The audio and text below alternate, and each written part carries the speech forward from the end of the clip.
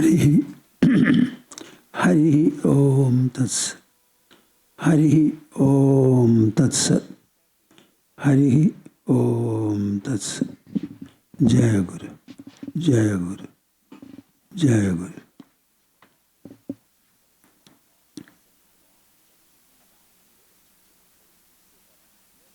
While coming here, I asked Ma, what do you want me to speak about today? She said, say how the householders can enhance their linkage with God. How can the worship, if at all, be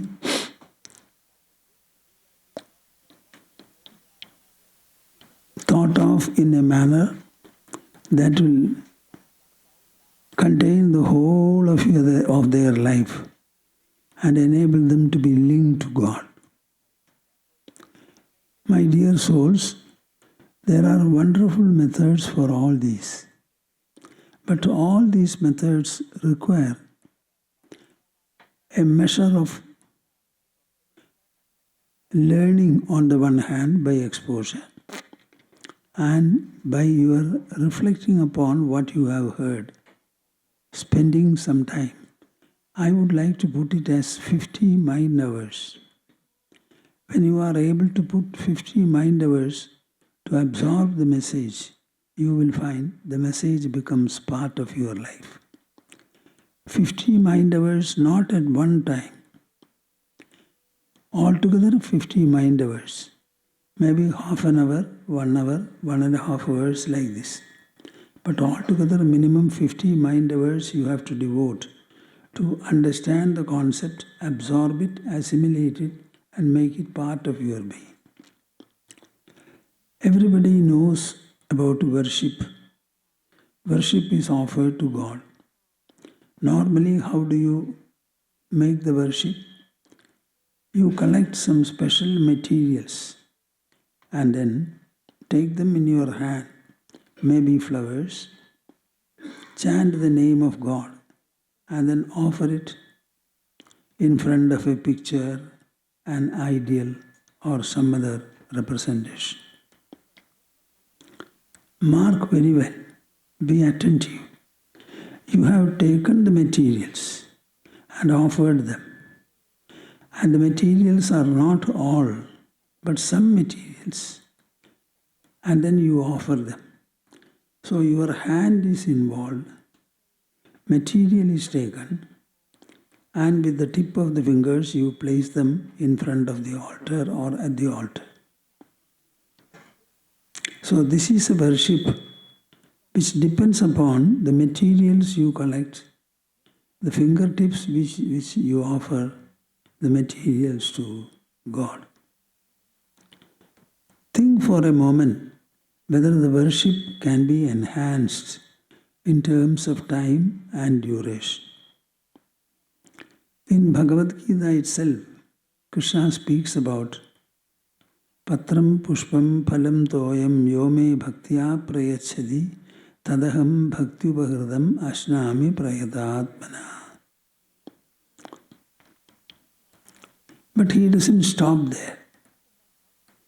He enhances the scope of worship, the measure of worship, the duration of worship. In the 12th chapter, he says like this, Yataf pravritir bhutanam ena sarvamidam tadam swakarmana tamabhyarchya siddhim vindati manava. Why don't you open the book? Take this portion, read it and reflect upon it. The insights into Bhagavad Gita will help you to a great measure. From the material offers limited by time and kind, here Krishna takes you to a wholesome worship where all your activities are involved like materials for worship. Follow me carefully. Yataha pravrittihi bhutanam yena sarvamidam tatam. God is the source of all activities, not human activities upon the earth, all activities of nature as a whole. The revolution of the earth, the brilliance of the sun, the position of the moon, so many stellar bodies, celestial bodies, all of them are doing activity of one kind or the other. So he says, yataha, from where, whence, are all these activities, pravritti bhutana. All these activities are sourced. What is the source of all these activities? Think for a while. Yena sarvamidam tadam. That source not merely propels activities, but is also present in everyone, everywhere.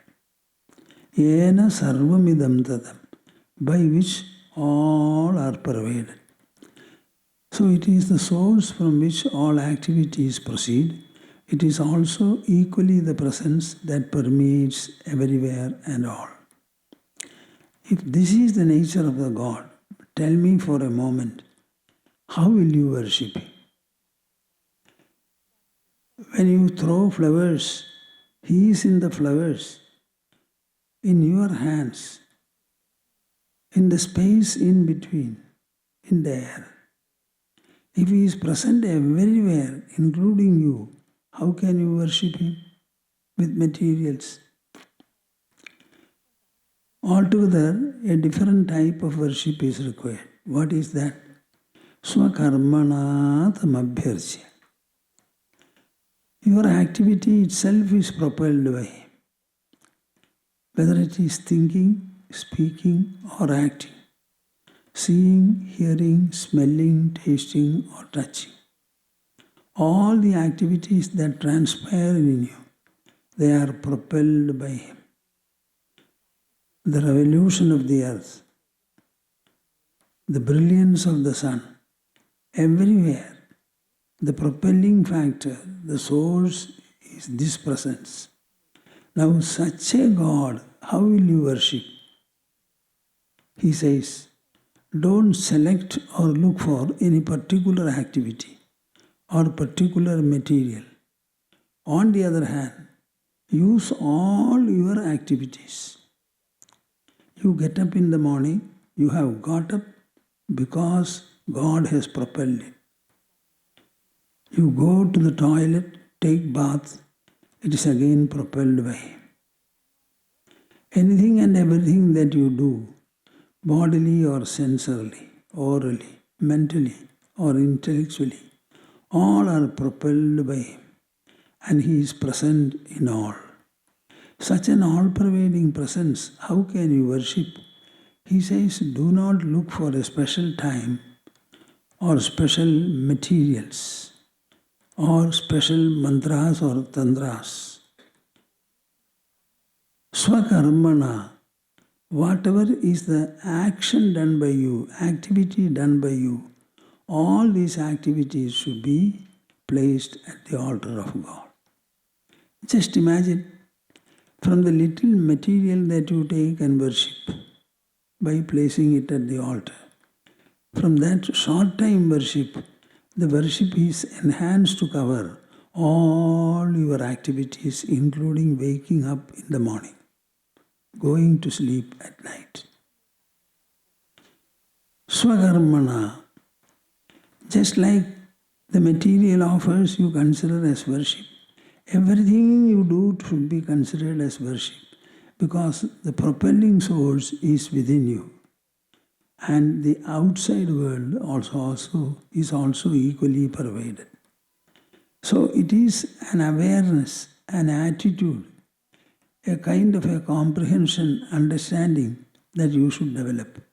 And with that understanding, transform all your activities into a continuous, unbroken chain of worship. unbroken chain of worship. Suppose you do it, siddhim vindati manava.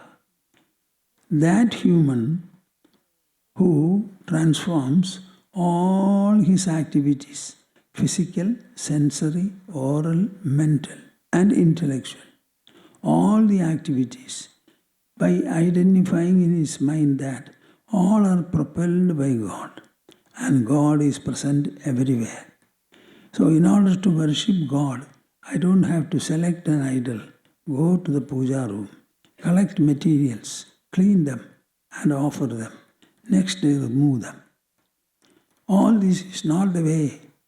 The way is to understand that He is present everywhere and He propels all your activities, and keep this consciousness and then transform all your actions into a ceaseless note of worship. Let me ask you, the householders are very active. They prepare food for the members of the family 2 times, 3 times, even 4 times. Here people are going for work, returning. Many things they are doing. All these activities should be equally treated as worship. All these activities have to be equally treated as worship. So your worship never gets broken. It becomes continuous. If you speak, speak. If you think, think.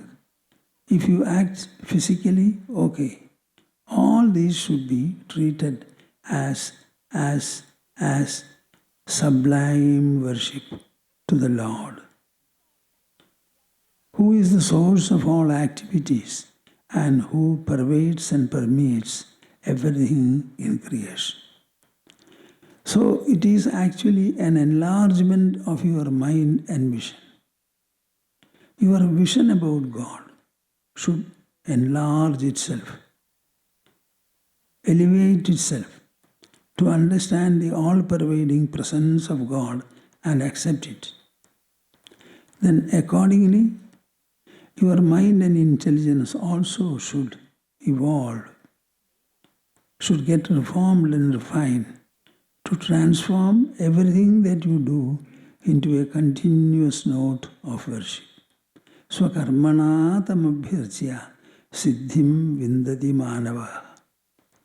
He has used the present tense. Vindati means the human attains siddhi, spiritual perfection. Attains. So you will attain it here and now, here and now, here and now.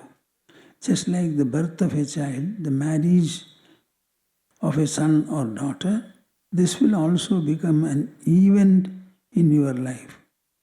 It will be part and parcel of your life. You will be a ceaseless worshipper, an unbroken worshipper. And you will be surrounded by God, penetrated by God.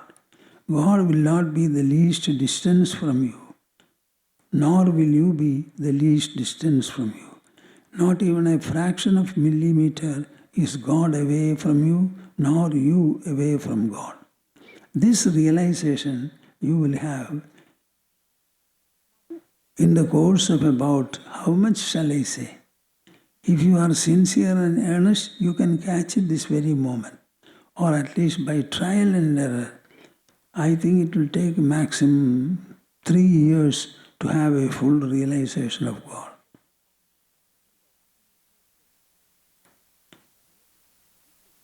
Every time in the world, 99.99 recurring % of people are householders. How many ascetics are there? Very, very few. So all our sadhana is meant for householders. The sadhana is done by the mind and intelligence. In this worship, no material, no place, no idol. It totally depends upon your mind and intelligence. With the intelligence you know that God is the source of all activities. Also He is present everywhere. This knowledge guides the mind in molding its worship. So it is a combined operation of the mind attitudinally and intelligence understandingly. I always say, by the glory of human birth, you are ever connected to God. You are breathing the air which God has provided. You are breathing because of your nostrils and lungs, which are made by God through nature. So tell me, at what point you are disconnected from God? You are connected to God, and that connection can never be broken by anything or anyone. So realize that you are unbrokenly connected to God and remain in that consciousness. By the glory of my human birth, I am connected unbrokenly to God through my body which God has made through nature, and through the air I breathe, the water I drink, and through the earth on which I live and move. Can you say the earth is not made by God? What about air and water? And we are with these. It is not gifted by our grandfather or his father. So you should be openly lift your hands up and then say, I am ever connected to God. I am ever connected to God. Even God cannot break my connection with Him. God cannot break my connection with Him. Suppose He disconnects me. How can He disconnect me? Disconnect means separating me from God. Suppose He separates me from God.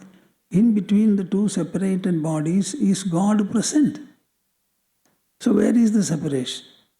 My dear souls, don't you have an intelligence to think in this manner, reflect in this manner? And once you do so, will not the mind follow with its golden attitude of continuous worship? So I think householders are the best people. They prepare the food. It should be tasty. They must have a sense of time, a sense of measure, while adding salt, pepper, etc. Everywhere is the presence, motivation, inspiration, guidance of God. Will you sit quiet, closing your eyes, and reflect upon what I say, until the message becomes one with you in your body, in your mind, intelligence and heart. Try and let me know. Harihi Om Tatsat. Harihi Om Tatsat. Harihi Om Tatsat. The relevant shloka is this. Yatah pravritir bhutanam yena sarvamidam tatam swakarmanatam abhyarchya siddhim vindati manava. Krishna says, the human who practices this kind of all-fold worship, he attains spiritual perfection, attains in this very life as soon as possible. Read the shloka if necessary, reflect upon the message, and start practicing it this very day. This very day. Harihi Om Tatsat. Jai Guru. Jai Guru. Jai Guru.